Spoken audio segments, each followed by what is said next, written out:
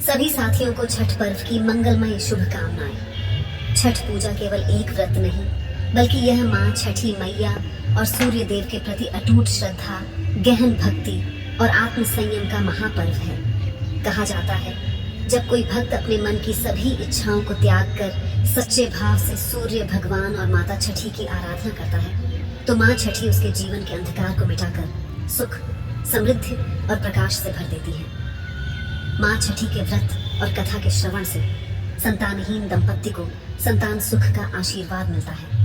परिवार में शांति, समृद्धि और एकता बनी रहती है। तन और मन दोनों की शुद्धि होती है, क्योंकि यह व्रत आत्म संयम, पवित्रता और सत्य की साधना का प्रतीक है। छठी मैया भक्तों के कष्ट दूर करके कल्याण करती है। प्रिय साथियों, कथा को अंत तक अवश्य सुनें। छठी मैया की कृपा प्राप्त करने के लिए कमेंट में जय छठी मैया अवश्य लिखें। अब प्रारंभ करते हैं छठ पूजा की यह दिव्य कथा। बहुत पुरानी बात है, जब समय की धारा धीमी और जीवन की सादगी में भी नियति अपने जटिल खेल खेला करती थी। एक ऐसे ही गांव में जहां खेत खलिहानों की हरियाली दूर दूर तक पसरी थी और सूरज अपनी सुनहरी आभा से हर सुबह एक नई उम्मीद लिखता था, उसी गांव में एक निर्धन दंपति रहते थे, माधव और माधुरी।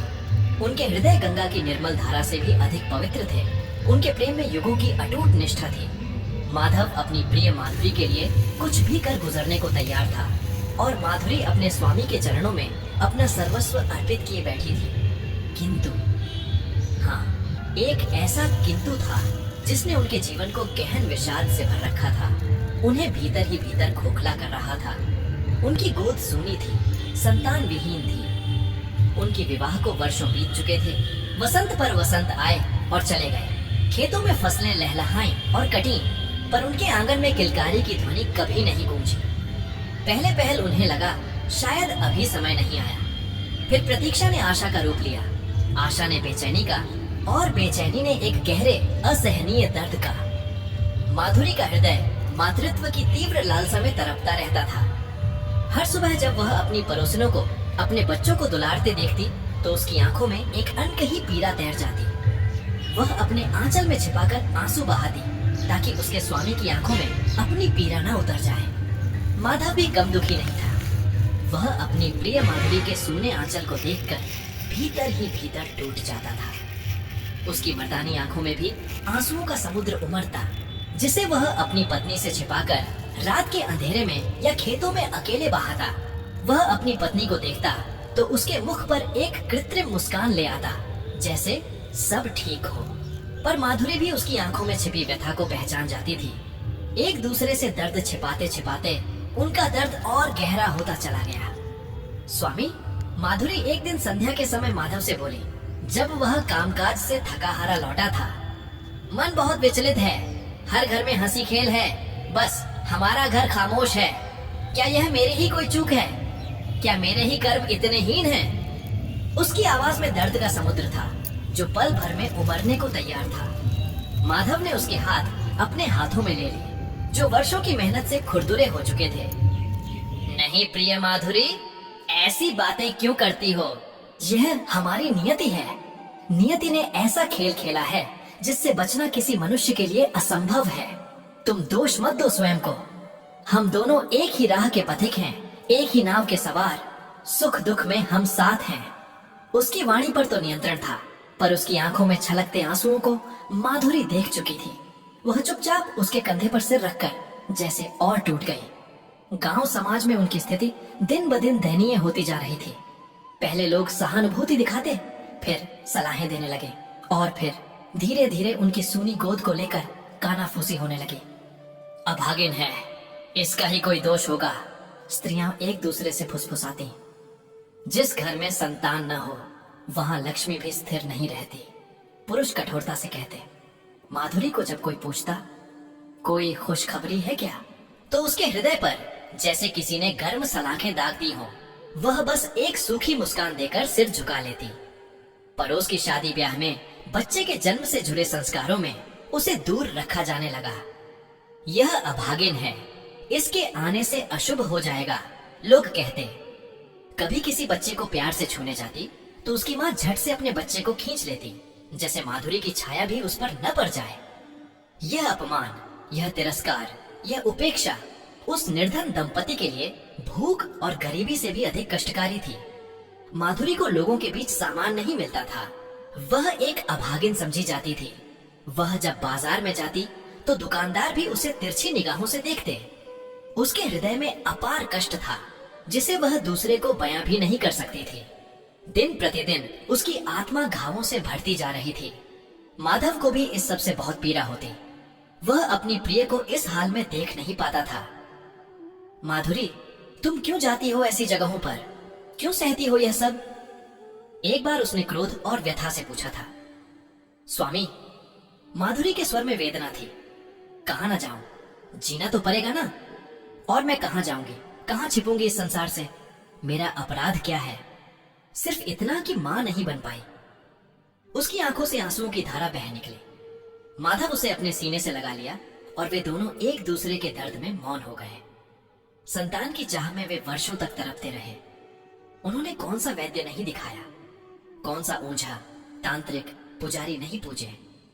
हरिद्वार गए, हर मंदिर गए, कभी दूर पहाड़ों पर बसे किसी सिद्ध बाबा के डेरे तक पैदल चलकर गए, तो कभी घने जंगलों में छिपे किसी साधु की कुटिया तक पहुंचने का प्रयास किया। हर बार एक नई आशा जगती, सैकड़ों उपाय किए जाते, महंगे महंगे अनुष्ठान करवाए जाते, और हर बार वह आशा एक कड़वी निराशा में बदल जाती। उनकी छोटी सी जमा पूंजी इन उपचारों में स्वाहा हो चुकी थी। उनका शरीर तपस्या और प्रतीक्षा से थक चुका था, पर आत्मा की प्यास बुझने का नाम नहीं लेती थी।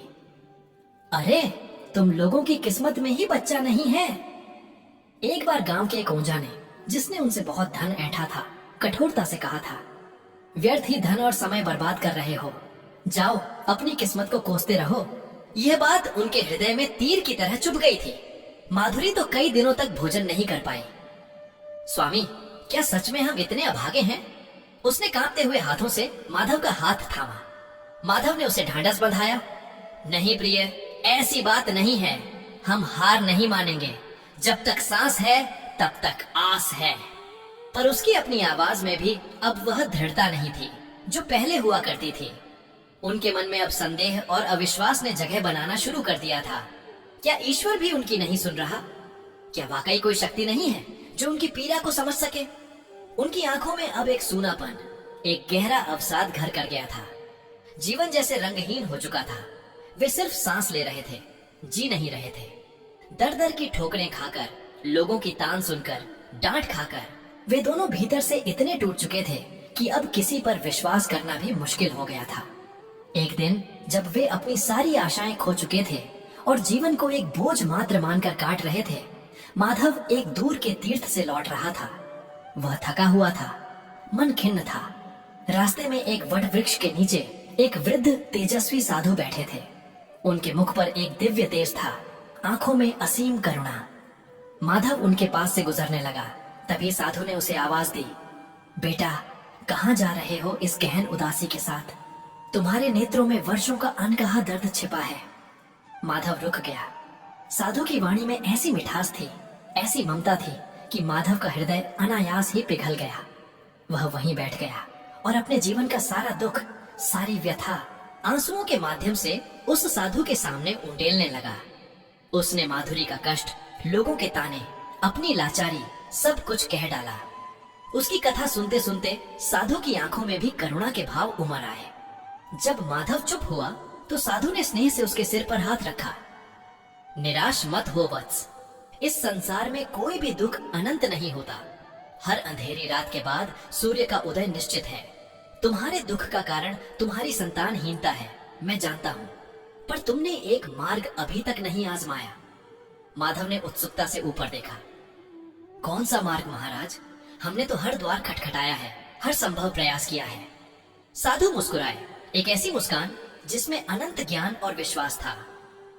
तुमने माँ की शरण नहीं ली है वत्स, उस माँ की जो प्रकृति का आधार है, जो जीवन का स्रोत है, जो हर जीव को पोषण देती है। छठी मियाँ की पूजा करो, वह माँ है, वे दया करेंगी। उनकी ममता का कोई पार नहीं। वह सूर्य देव की बहन है और साक्षात प्रकृति का अंश।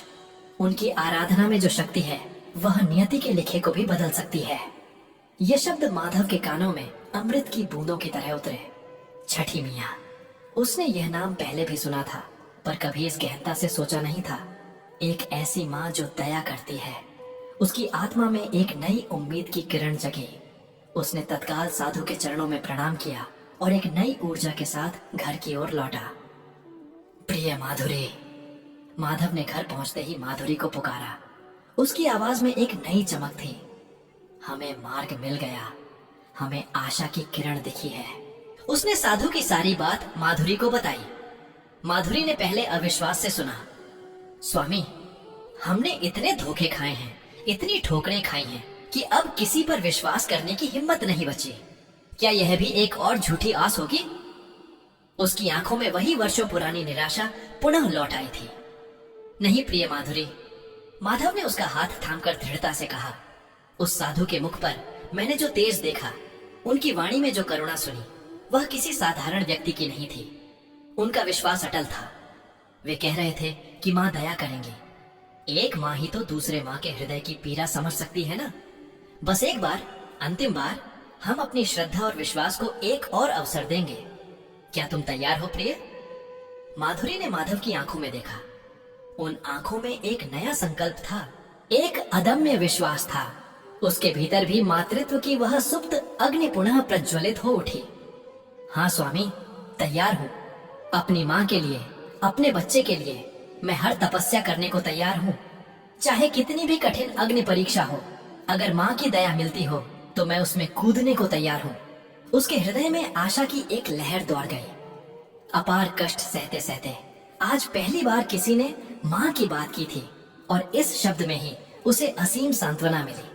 और तब शुरू हुई उनकी तपस्या, उनकी प्रतीक्षा, उनकी त्याग और समर्पण की यात्रा। उन्होंने छठ महापर्व के विषय में विस्तार से जानकारी जुटाई। यह सिर्फ एक व्रत नहीं, बल्कि कठोर तपस्या थी, जिसमें तन और मन की शुद्ध सर्वोपरि थी। माधुरी ने संकल्प लिया कि वह पूरे विधि विधान से इस व्रत को करेगी, भले ही कितना भी कष्ट क्यों न सहना पड़े। पहला दिन नहाए खाए। माधुरी ने स्वयं को पवित्र किया, सात्विक भोजन ग्रहण किया। उसका मन शांत हो रहा था, जैसे वर्षों का बोझ थोड़ा हल्का हो रहा हो। उसकी हर क्रिया में एक गहन श्रद्धा थी। दूसरा दिन खरना। इस दिन पूरे दिन का निर्जला व्रत होता है और शाम को गुड़ से बनी खीर और रोटी का प्रसाद ग्रहण किया जाता है। माधुरी ने आज पूरे दिन एक बूंद जल भी नहीं पिया। शरीर सूखने लगा था, पर उसके मन में माँ की छवि और संतान की आस ने उसे अदम्य शक्ति दी। जब उसने प्रसाद ग्रहण किया तो उसे लगा जैसे स्वयं माँ ने उसे अमृत पिलाया हो। उसकी आंखों से खुशी के आंसू टपक पड़े। तीसरा दिन संध्या अर्घ्य। यह सबसे कठिन दिनों में से एक था। पूरे दिन का निर्जला व्रत और फिर संध्या के समय डूबते सूर्य को अर्घ्य देने के लिए तालाब या नदी के जल में खड़े रहना। माधुरी ने गांव के पास की नदी के तट पर जाकर देखा। वहां पहले से ही सैकड़ों महिलाएं उपस्थित थीं। सभी के मुख पर वही श्रद्धा, वही संकल्प। माधुरी ने भी अपने माथे पर सिंदूर लगाकर, नए वस्त्र धारण कर सूप में फलों और ठेकुआ आदि का प्रसाद सजाया। जब वह नदी के शीतल जल में उतरी तो ठंड ने उसके तन को झकझोरा, पर उसके मन में कोई भय नहीं था। हे छठी मियाँ, हे दिनकर देव, उसने मन ही मन प्रार्थना की। मैंने जीवन भर बहुत कष्ट सहे हैं, लोगों के ताने सुने हैं, अपशब्द सुने हैं। मुझे अभागिन कहा गया। मेरा हृदय दुख और निराशा से चूर चूर हो गया है, पर आज मैं आपकी शरण में हूँ। मैं अपनी सूनी गोद के लिए आई हूँ। मैंने अपने शिशु के लिए जो सपने सजाए हैं वह आप ही पूरा कर सकती हैं। माँ दया करो, मुझ अभागिन पर अपनी कृपा बरसाओ। मुझे एक बार माँ बनने का सुख दो मैया। उसकी आंखों से अश्रुधारा बह रही थी, जो नदी के जल में मिलकर विलीन हो रही थी। सूरज धीरे धीरे अस्त हो रहा था। उसकी अंतिम किरणें जल पर पड़कर सुनहरा रंग बिखेर रही थीं। उसने अपने हाथों में अर्घ्य का सूप उठाया और डूबते सूर्य के समक्ष श्रद्धा से अर्पित किया। माधव भी उसके बगल में खड़ा था।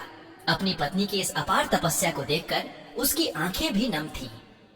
उसने माधुरी के दृढ़ संकल्प को देखा और भीतर ही भीतर माँ छठी से प्रार्थना की। हे माँ, मेरी प्रिय की तपस्या को स्वीकार करो उसे उसका वर्षों पुराना वरदान दो। पूरी रात माधुरी ने जाग कर बिताई। उसका शरीर तपस्या से थक चुका था, पर मन में एक अनूठी शांति थी।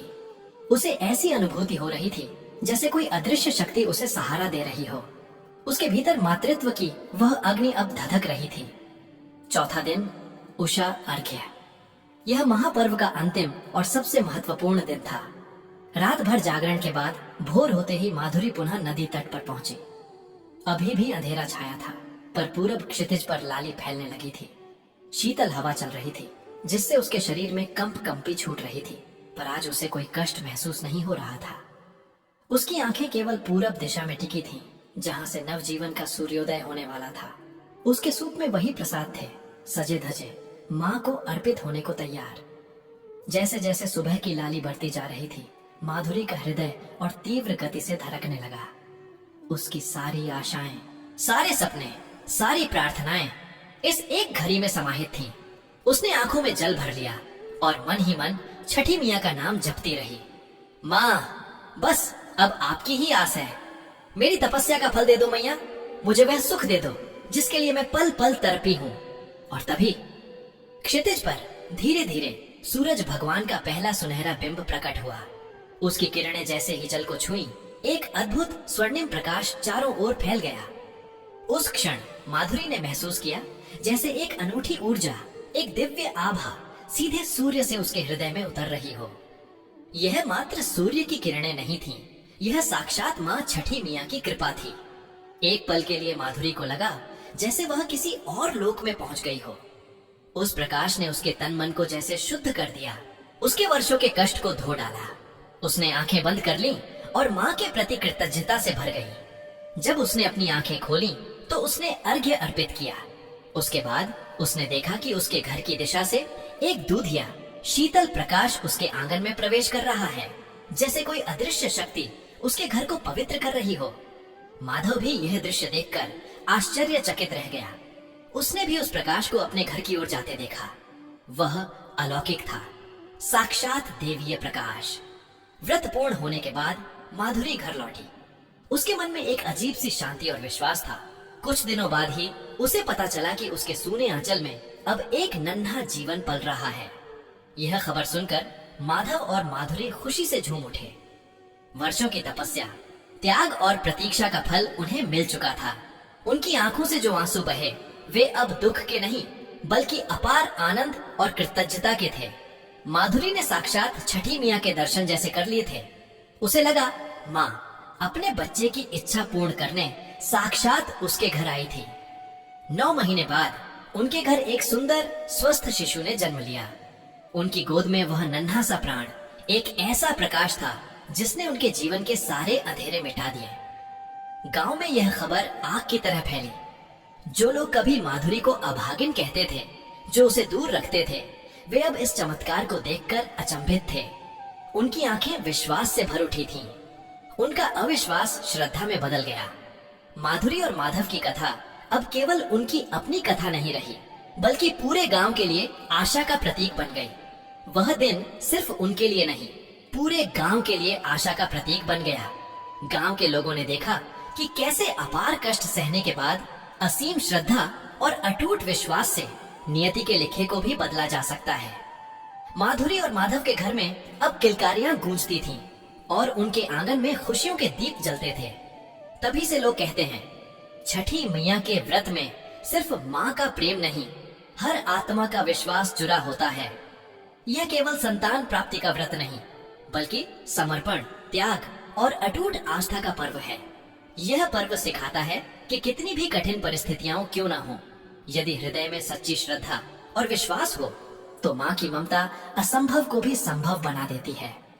माधुरी और माधव की कथा युगों युगों तक यह संदेश देती रहेगी कि नियति भले ही अपना क्रूर खेल खेले, पर माँ की दया, तपस्या और अटूट विश्वास से मनुष्य अपने भाग्य को भी बदल सकता है और जीवन की हर निराशा को आशा के प्रकाश में परिवर्तित कर सकता है। प्रिय साथियों, इस वीडियो में छठ पर्व की पावन व्रत कथा यहीं पर समापन होती है।